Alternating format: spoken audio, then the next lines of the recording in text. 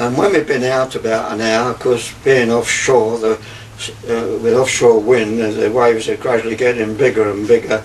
And both Brian and Nora fell terribly sick and just disappeared down the cabin. That's the last I saw for them till the first thing in the morning. Yeah. So I was helming that boat all the way to France on my own. And we had no sophisticated instruments. Yeah.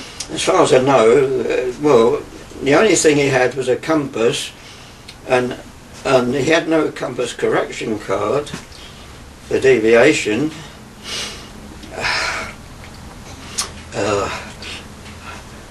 And I think he had navigation lights, but not a lot else. But he was an out-and-out fisherman and seaman. I was surprised that he was sick, but it was probably because the boat was rolling so much, I suppose. Yeah. But I suppose, you know, I'm pretty good in rough sea anyway. I suppose it's due to my flying days, really, you know. It never bothered me very much.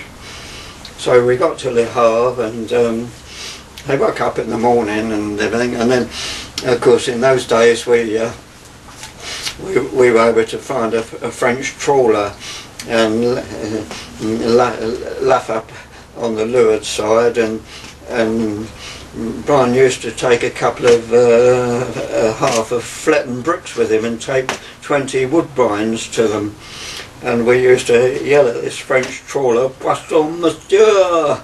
and chuck these bricks on board, and they used to bombard us with lovely sole and plaice and things, you know. Yeah. So we had quite a few nice fish that way. When you say bricks, what do you mean by bricks?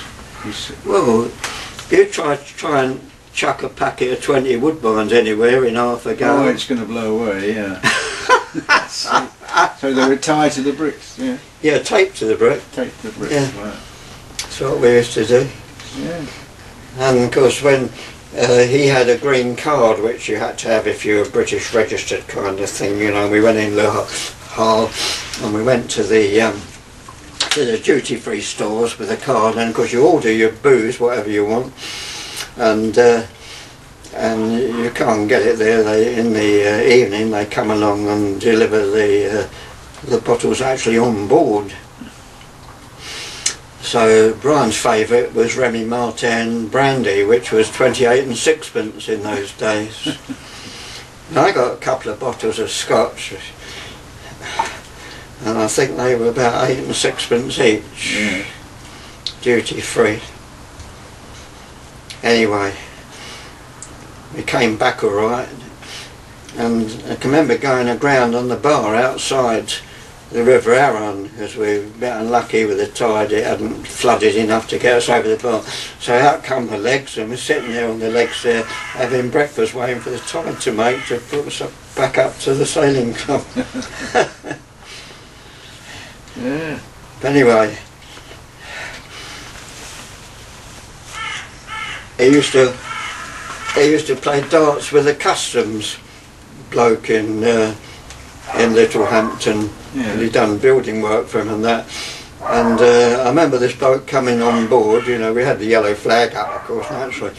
And this chap came on board, and Brian had got the 3 glasses out there and poured them out, and the old custom man, nothing but the best then, like, you know.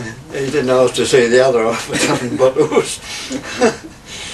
Mind you, it didn't do Brian a lot of favours, but I think Nora became pregnant shortly after that, you know. Yeah.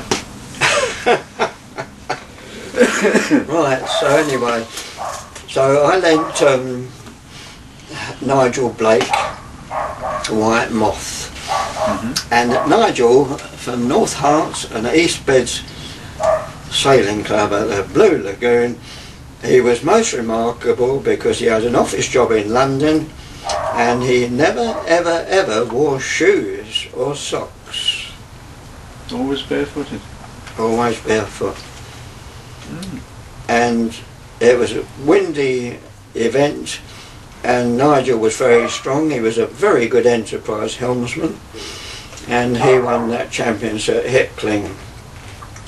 I found it hard going because Hickling is relatively shallow, and I had on the Catkin at least a long raking sort of Spitfire wing type centreboard, and I'm sure that the centre ball was rubbing on the weed on the bottom a lot of the time there. Yeah.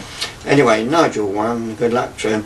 And then after that we became quite good pals, and he invited me to take part in the Three Rivers race on the Norfolk Broads with him in the Enterprise, which we did. Yeah. And I don't think I've ever been so cold in my life, really, and the wind dies. It goes over the rivers. It starts at, of course, at Horning. Yeah. From Horning it goes down river towards Thurmouth, but there are two detours. The first one to the right is Ramworth Broad, and the next one on the left is up to Ludham Bridge and back again, and you come back down to the main river, then out to Thurmouth, where you can either turn left to Hickling Broad or you can turn right to Yarmouth. And the way it was done, you had a card to put in a box that they used to leave on stations, so you had a box there you could come alongside this boat and chuck the card on board, kind of thing, you know. But it was very, very cold, and of course it was very, very tidal, so one needed to work the tides out. So we didn't win, we did quite well, but in the morning when the wind dies it's absolutely perishing. And you're trying to get back up the river towards Horning with next to no wind, you know. So,